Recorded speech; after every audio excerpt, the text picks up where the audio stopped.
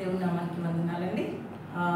యెషయా గ్రంథం నుండి 14వ అధ్యాయము 24 నుండి 27 వచనంలో చదువుతున్నాను. సైన్యములకు అధిపతియగు యెహోవా ప్రమాణపూర్వకముగా ఇలాగూ సెలవిచ్చుచున్నాడు. నేను ఉద్దేశించినట్లు నిశ్చయముగా జరుగును, నేను యోచించినట్లు స్థిరపడును. నా దేశంలో అశూరును సంహరించెదను, నా పర్వతముల మీద వాని నడగద్రొక్కెదను. వాని కాడి నా జనుల మీద నుండి తొలగిపోవును, వాని భారము వారి భుజము మీద నుండి తొలగింపబడును. సర్వలోకమునకు గూర్చి నేను చేసిన ఆలోచన ఇదే, జనులందరి మీద చాపబడిన బాహువు ఇదే. సైన్యములకు అధిపతియగు యెహోవా దాన్ని నియమించి ఉన్నాడు. రద్దుపరచగలవాడెవడు? బాహువు చాచినవాడు ఆయనే, దాన్ని త్రిప్పగలవాడెవడు? ఈ వాక్యం దేవుడు దీవించుగాక. ఇది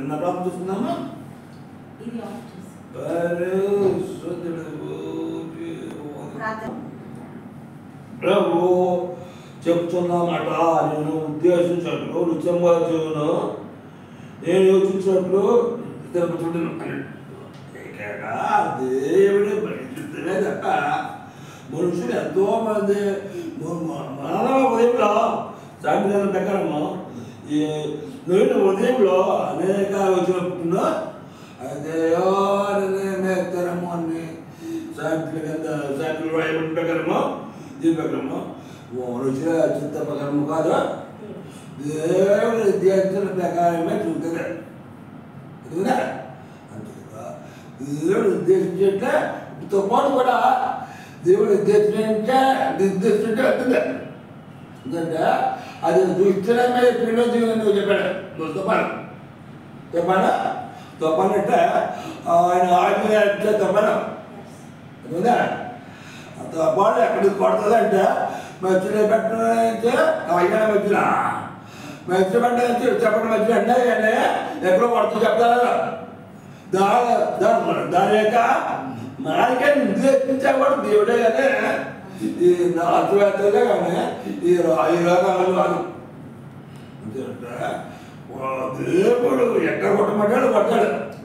ఇంకా తుఫాను కూర్చుందంటే పాకెట్గా వచ్చిందా దేవుడు మాట్లాడబెట్టాలిగా అధికారం ఉందని చెప్పి అందరూ గర్వంగా సంతానికి నచ్చిన చంపుకుంటూ వాళ్ళని ఆజ్ఞతో ఆశిస్తుంటే దేవుడు వెళ్ళి బట్టి దేవుడు వెళ్ళి దేవుడు ప్రేమించాడు. ఏంటి కొడుతున్నాడు, ఏంటి కొట్టినట్టే ఏంటి పళ్ళకు కొడుతున్నాడు. అదిగా చెల్లిని కొట్టాడు, ఎంతో అట్లా అయిపోయింది. ఇల్లు కొట్టాడు. దేవుడు నడవదే ఇప్పుడు మనము తెలుసుకోవాలి. ఇంత శాస్త్రవేత్తలు ఉన్నారో ఎంతలో ఉన్నాయా, ఏ ఉన్నారా, ఎప్పుడు ఉన్నాయా, ఎక్కడ కొడుతుండో చెప్పలేకపోతున్నారా? ఏం కొడుతుందో గ్యారెంటీగా దేవుడు చెప్పాడు. అయితే ఎవరు చూచాడో ఎవరిని శిక్షించాడో దీనికి పండించాడు, తప్పటి పండించాడు. ఇది అదే తప్పంటే చూడగానే ఎన్నది అందుకే పెళ్ళ దేవుడు లేడు. దుష్టత్వాన్ని ఆశించిన వాడిని దేవుడు రక్షించడం వాక్య ప్రకారమా నా దేశంలో అసురులు సంబంధించదన్నాడు. అసురు అంటే దేవుడి విధంగా ప్రవర్తించేవాళ్ళు డిమాండ్ అన్నాడు. అతను యువకులు కావచ్చు, లేకపోతే ఎక్కడున్నా ఇప్పటికి కాలంలో ఏమన్నా ఆయన కావచ్చు. ఇలా అంతా ఇక్కడ దేవుడు ఏదైతే నిర్దేశించాడో చేయడానికి ఆయన తన యొక్క దూతలకు ఆజ్ఞాపించాడు. దేవుని మాట వినడానికి మనము జాగ్రత్తపడాలి. ఆయన చెప్తుంటే చెప్తుందంటే వచ్చిన వ్యక్తి చెప్తున్నా 50వ రాజ్యము 50వ రాజ్యము 8 వచ్చినాము 9 వస్తుండే 55 8 9 వచ్చినాడు. మీ నా తలపులో మీ తలపుడు కాదు, మీ త్రాగాల్లో నా తోడు కాదు. ఆకాశంలో భూమికి ఆకాశంలో భూమికి పైన ఎంత ఎత్తుగా ఉన్నదో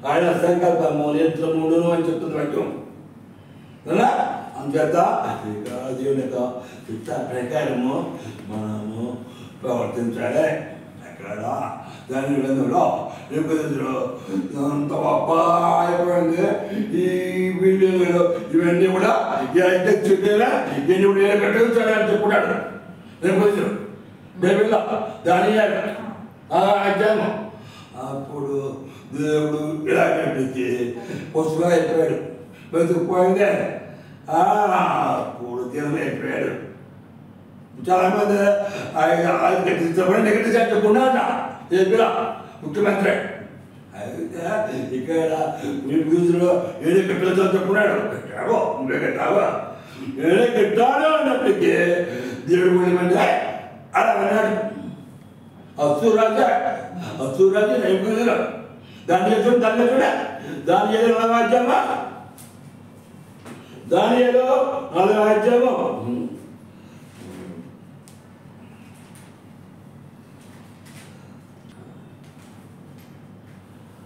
ముప్పై వచ్చిన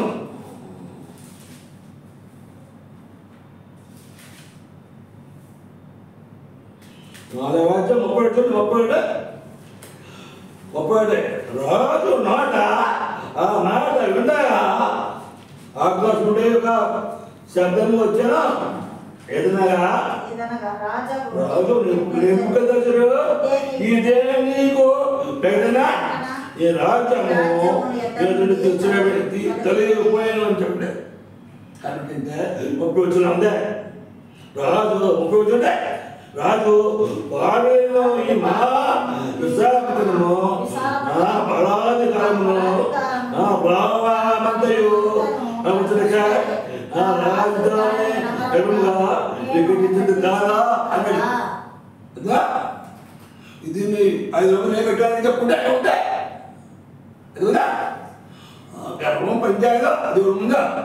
ఎందుకంటే వాక్య ప్రకారము కట్టాడా కొట్టమని కాసము కట్టామన్నాడు. అంటే దేవుడే కట్టాడు, వీడు కట్టి అంతే అడుగునా కట్టమని చెప్పాడు. కాబట్టి పని వాళ్ళు రాజమేలు కట్టారు. మొత్తం కట్టబడా చూడా చూడే ఎప్పుడే ఇప్పుడు వచ్చామా, ఎప్పుడే ఇప్పుడు వచ్చామా.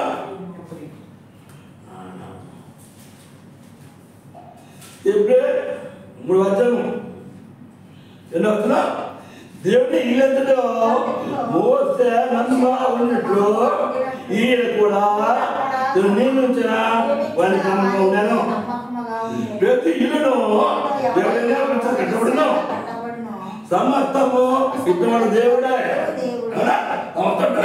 దేవుడే దేవుడే కట్టాడు, కట్టించాడు. కట్టిస్తా పెద్దవాడు కట్టారు, రాజు కూడా పెద్దవాడా. నేనే కట్టానన్నప్పటికీ అంత పోయిందే. అప్పుడు రాజుకి రాజు పోయిందే. అతన్ని పులుసు తనేశారు, పశువుల నుంచి తయారు వేస్తారు. ఇప్పుడు చూడండి 30 దానియాలు 4 వాక్యము 33 31 32 చదవాలి. 33 గడియన నేను సంభవించాను. మానవుడే అతన్ని తరిమిరే అతడు పశువుల గడ్డి మేచు ఆకాశపు మంచు అతని దేవుడు తప్పగా అతని తలంటలు పక్షులు రేకాలు ఈ కవితలు గోళ్ళు ఆయన ఎంతగా రాజుగారు పక్షిగా పశువులు అయిపోయాడు. అడుగునా 35 ఉంటే 35 3 వస్తుంటారు ఆయన సృష్టికి. ఎందుకంటే ఆయన వారు ఆయన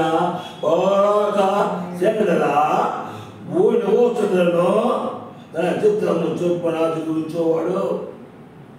ఆయన చేతిని పట్టుకుని నేనేమి చేస్తున్నానే ఆయనతో చెప్పినప్పుడు ఎవడు సముద్రుడు కాడు.